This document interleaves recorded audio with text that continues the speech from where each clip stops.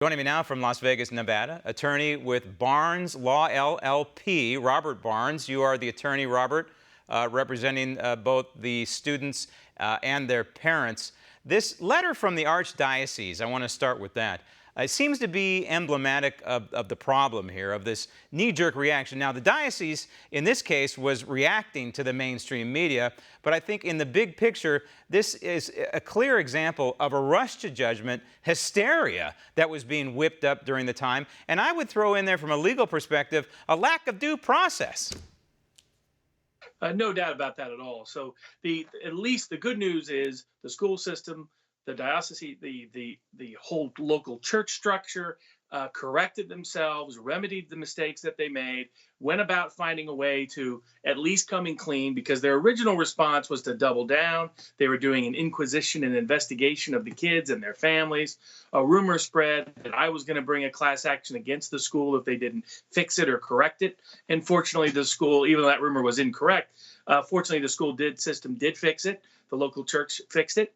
And at least they, along with about half of the media members, have corrected themselves. Sadly, some still have not. And the story is dying down. We're talking about it on national television, but largely the story has died down, as is wont the mainstream media to do, right? They're moving on to the next story and then in the next news cycle. But the damage is done here. The damage is done to these kids, possibly permanently. You know, it's interesting. The President of the United States issued a tweet to Nick Sandmann saying, hey, you know what? Maybe you can turn this bad situation into something good. And I hope that he does. In the meantime, are you thinking about holding these non-responsive, non-apologetic members of the mainstream media accountable? Yes, it has to be done. So this week, we're sending out intent to sue demand letters to a range of celebrities, media members, others with a substantial social media platform who continue to lie and libel these kids, who have refused to retract or correct or apologize or delete their offending statements. Those are libelous under Kentucky law. And if they don't remedy it within the week, then most likely they'll be facing various lawsuits and legal actions over the remainder of the next 4 weeks. These people are political arsonists. That's how I describe them, like Maggie Haberman with the New York Times. Have you received any kind of apology letter from Maggie Haberman? No, we have not. So she's one of the people that's receiving a demand letter this week, along with Kathy Griffin, along with Matthew Dowd, along with Anna Navarro, along with the Daily Beast, along with a few others. And in order that they take remedial action, that their remedial action has to be more than just deletion of the offending tweet. They need to go further. They need to issue apologies. They need to issue corrections.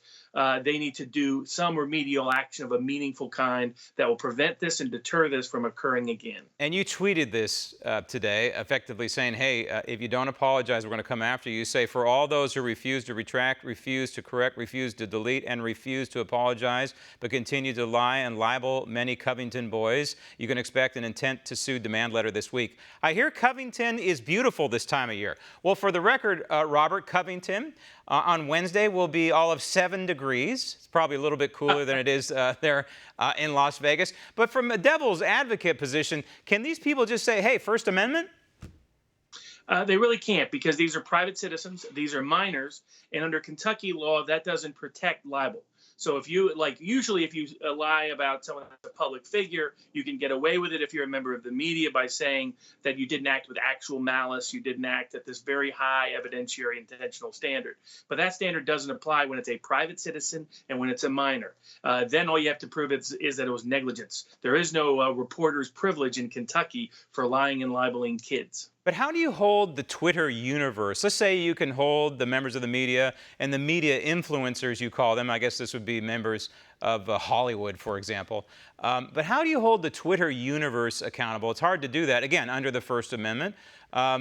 Is this also possibly a lesson in civility? Because to a certain degree, this entire episode seems to me an example of how, to a certain degree, our entire society has lost its sense of civility.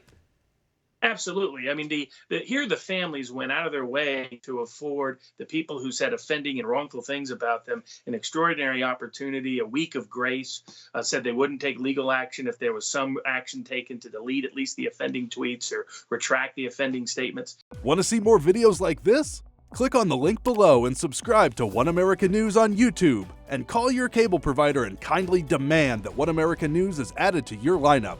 Call and subscribe today.